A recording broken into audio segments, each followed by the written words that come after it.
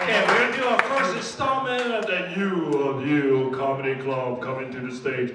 Now, if I mess up your names, I know, if I do, okay, not because I don't know how to read, it's just that, okay, Asians have a different type of enunciation. You mix that with with Polynesian thinking, you know, it's me. I apologize. So, re-announce yourself when you come up and say it, okay?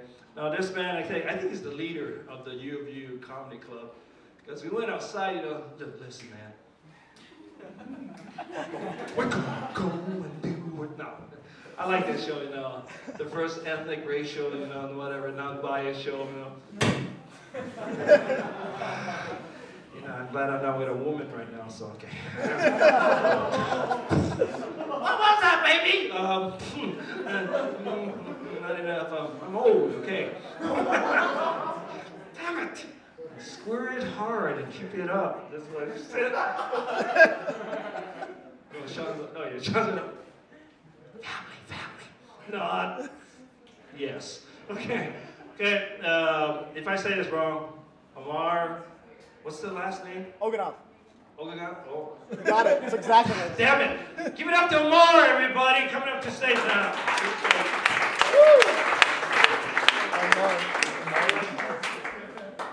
Close enough.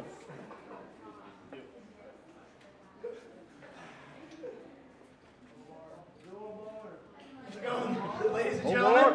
How you doing tonight? Good. Thank you for coming out tonight. Really appreciate it. We are the U of U Comedy Club. Our name is Sarcasm's Finest. It's because we're funny. Not really. This is actually our last show for the spring semester. Aww. We'll be back in the summer. Yay! Yay! So you guys really care, right? Now, the name of our show today is called I Am the Punchline. The reason is because we're going to be laughing at ourselves for your pleasure. So, and there's a lot of material. A lot, trust me. The name like Arman or Omar, there's a lot of material. Like when you're a child, imagine growing up in elementary school with a name like Arman. Kids hated me because I couldn't think of a nickname. So you try, I urge you, try to think of a nickname to insult me. You can. Like you're like, Arman, yeah, I got nothing. I got last name Oganov. Kids used to be like, oh, it's Stroganoff. So I'm a delicious beef stew. Nice job, douche from 7th grade. Very original. My teacher, though, like reading my name off the roll call was the single hardest part of my teacher's career. And I'm like, God damn it, all right. Well, yeah, Mikey, here. Stacy, here.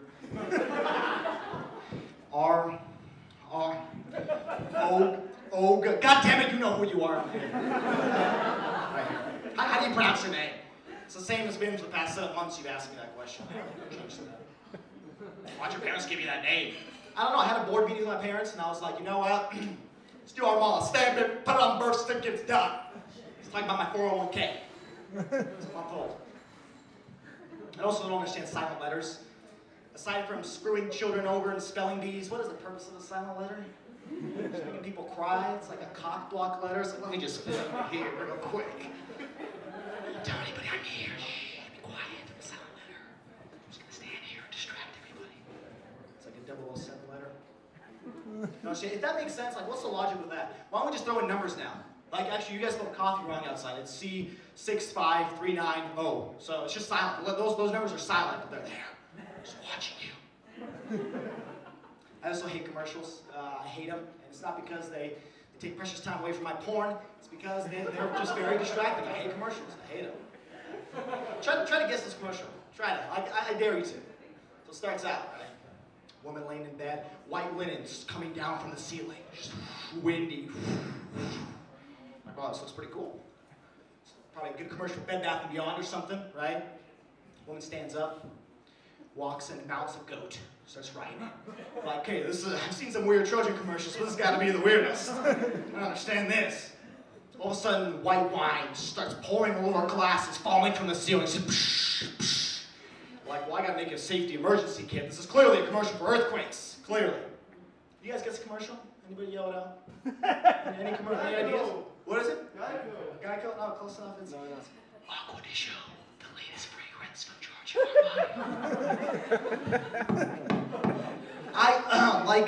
Is that what happens if you drink that? It's like some next level shit. If you take that, like next time I'm at the bar, I don't know, of course, light. No, give me some Aqua de Joe. Want to mount a goat today?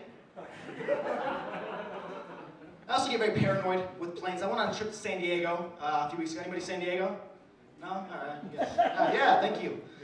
Yeah, I love San Diego. It makes me the hellhole I live in here. I get very paranoid. It's not like a scared. Like, you know, it's not like a scared. Like, you know, some people lie. They kind of get their high voice. Like, it's not like I'm scared.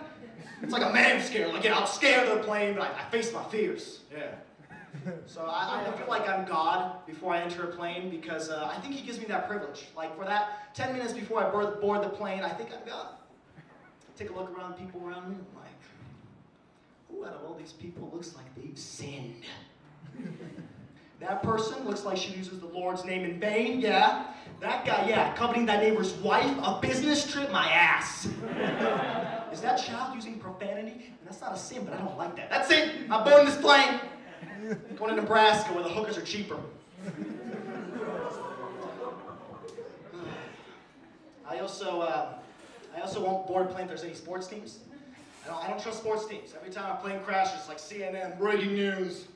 We have a 737 that crashed. 60 sports teams passed away. Breaking news, Justin Bieber just ate a ham and cheese sandwich. I won't board it. Like the New Jersey sports team boarding, I'm not boarding it.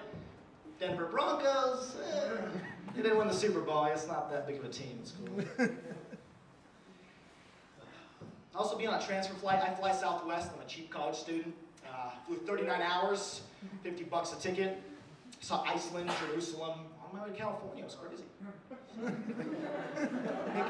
make a stop out in Vegas. And being on a transfer flight, it's all like middle school. You guys remember middle school when you're sitting there and there's like 16 captains up at the top and the best, the strongest, the most attractive people in the entire school. Like, yeah, Stacy, you're on my team, you're hot.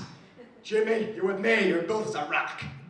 It was me, a chubby kid, and a kid in a wheelchair. I'm like, well, my chances are pretty high. No offense to kid in a wheelchair, but it was a game of soccer, so I figured I'd have my chances pretty high.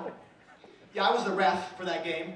Turned out really well. Got a lot of hate mail from actually a lot of 7th graders, surprisingly. Still have a restraining order against me. So I was on a transfer flight, and I feel like it's a lot like middle school because when people start boarding the plane again, you're getting excited. You're like, maybe 2 bisexual women will sit right next to me. And all of a sudden, like, we just start making out and sexual fantasies and Mile High Club, anybody? Right? Because that happens in porn. All of a sudden, an elderly woman comes up, she's like, can I sit in the window seat? I'm like, yes, that's fine. My fantasy's over. There's still one seat, though. Perhaps. A woman walks in, very attractive woman. I'm like, okay, this is my chance. I got this, okay?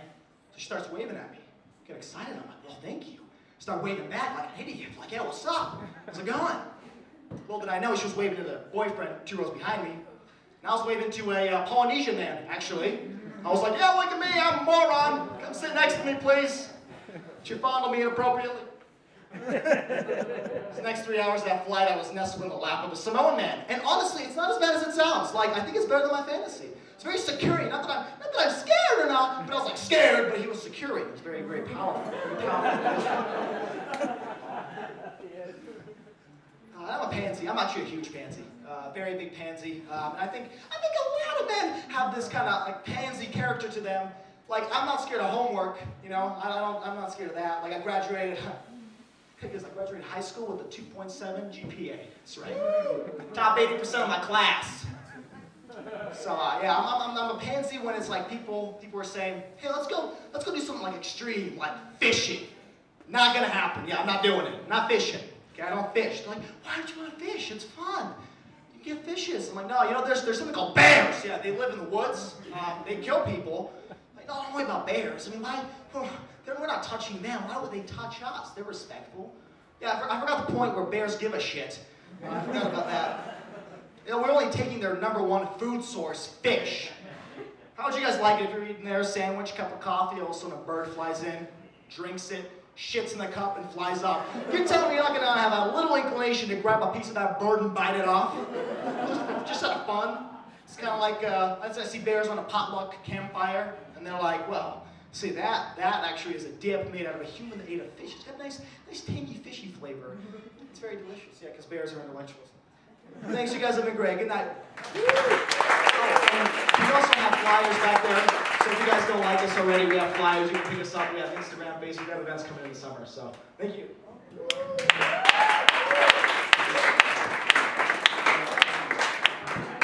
If I give it to Arman Oganov. Strong enough. Strong enough.